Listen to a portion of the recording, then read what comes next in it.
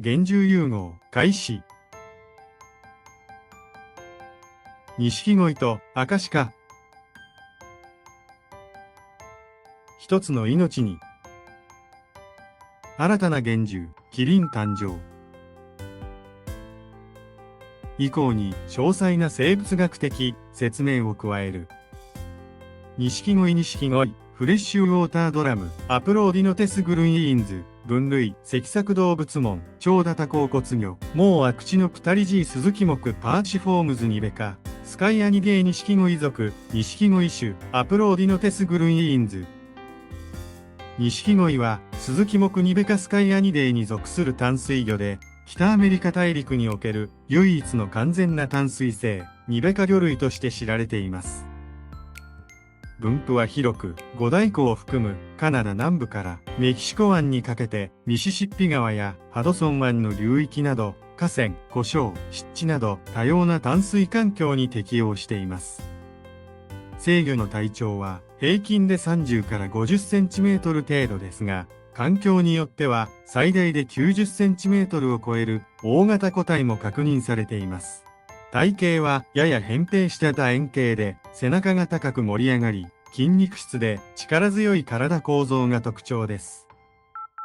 体色は光沢のある銀白色で、腹部はやや白みがかり、背部には薄い青灰色のグラデーションが見られることもあります。特に背びれは前方が高く、後方へなだらかに傾斜する独特の形状をしており、泳ぐ際に美しい曲線を描きます。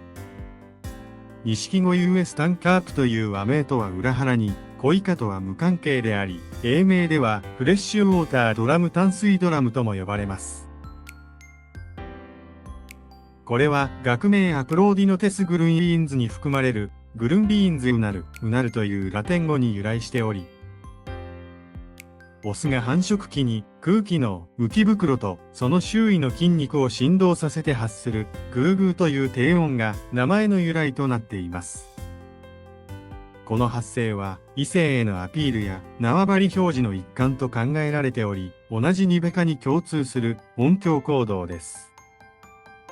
錦鯉は低生性の肉食魚であり、主に湖底や川床に生息する無脊椎動物貝類、巻貝、昆虫、ミジンコ、甲殻類を捕食します。また、小型魚類も食べることがあり、獰猛な捕食者としての一面も持ち合わせています。特に発達した咽頭派ゴックン派は、硬い貝殻を砕いて中身だけを摂取することを可能にし、この適応は同じ低生魚であるナマズ類とは一線を画します。感覚器官としては発達した側線形を持ち、濁った水中でも獲物の動きや音波を正確に感知することができます。これにより昼夜問わず効率的に採取する能力を備えています。産卵は春から初夏にかけて行われ、開けた浅瀬での抱卵放生型です。メスは一度に数万の卵を放出し、受精後は浮遊しながら孵化する浮き生卵として成長します。真魚による保護行動は見られず、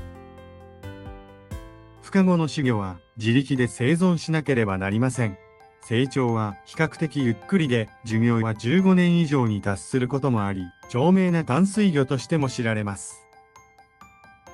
レクリエーションフィッシングにおいては、中から大型の釣り対象魚として人気があります。特に米国中西部では、初心者にも比較的釣りやすい種として親しまれていますが、肉質はやや淡白で骨が多いため、食用としての人気は限定的です。一部ではドラムフィッシュ特有の泥臭さが指摘されることもありますが、処理方法によっては美味しく調理されることもあります。アカシカ、レッドディア、サーブスエラファス、分類、脊索動物門、超ダタ哺乳毛、ママリアグーテー目アーティオダクチラシカ科、サービデーシカ属、アカシカ種、サーブスエラファス。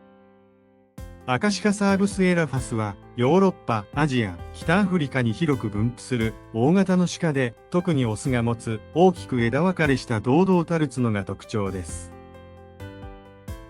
成獣のオスは、体長180から250センチメートル、肩高110から150センチメートル、体重は 200kg を超えることもあり、鹿科の中でも最大級の体格を誇ります。角は毎年春に自然に落ち、夏にかけて再び成長し、年齢や栄養状態によって枝数が増加します。12子のものはロイヤルヘッド、14子以上はインペリアルヘッドとも呼ばれ、風格ある姿を象徴します。体毛は季節により変化し、夏は赤褐色、冬は灰褐色となり、臀部には白い模様、臀斑があり、群れ内での視認や警戒に役立ちます。母系社会で生活し、メスや若い個体が群れを形成し、オスは繁殖期、秋にだけ接近してハーレムを構築します。この時期には、オス同士が方向で縄張りや優位性を主張し合い、角突きと呼ばれる格闘も見られます。方向は、ブオーッと森に響き渡り、森の王の声とも称される迫力を持ちます。食性は草食性で、草、わかめ、樹皮、果実などを摂食し、半数によって効率的に栄養を吸収します。文化的にも神聖な動物とされ、古代の神話や王権の象徴、紋章などにしばしば登場します。その優美さと力強さを併せ持つ姿は、現代でも多くの人々に深い印象を与え続けています。キリン、エクイドラコーニスオーリオスピリティス、分類、天草界動物界、ファンタスティカ真獣毛ディビニモルファセイヒズメモクサクルンギューラタヒリンカフラモーダーミデーキリン属、近霊種、エクイドラコーニスオーリオスピリティス。キリンは古代中国を起源とする神聖な幻獣であり、仁、義、礼、智、信のごとくを具現化した存在として、東アジア文化全体に深く根ざした霊獣である。その外見は極めて複雑で、獅子に似た顔、鹿のように優雅な体躯、牛の尾、馬のひづめ、全身に光沢ある魚鱗のような鱗を備え、背や足には炎のように揺らめく毛を持つ。とりわけ進化を宿した個体は牡蠣と呼ばれ最上位の存在とされる。キリンは汚れのない地を選び、虫一匹踏まぬ慎重さで行動し、慈悲深く温和な性質を持つが、怒らせれば火と雷をまとって悪を打つという一面もある。その姿は王や賢者の誕生や死を告げる随鳥とされ、その出現は千年の平和の前触れとも言われる。霊的存在としての性質も強く、人語を理解するだけでなく、心の内や霊魂の声を読み取るとされ、目には真実を見抜く力が宿る。物質的な食物を必要とせず、天地の生気や人の徳を糧とするため、一般的な生態系に属さない。その移動は獅子による失踪に見えても、実際は風や炎に乗って地上、空中、霊界を自在に行き来する。文化的には中国においては孔子誕生の前兆として語られ、王朝の正当性を象徴する存在として重んじられた。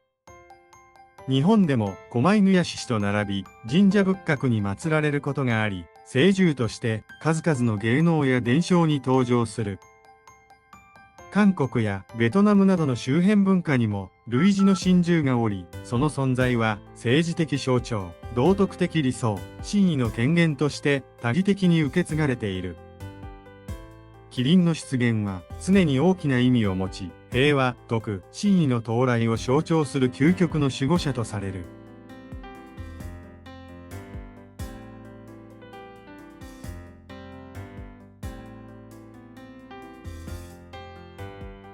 次回、新たな幻獣現る。刮目してみよう。チャンネル登録、高評価お願いします。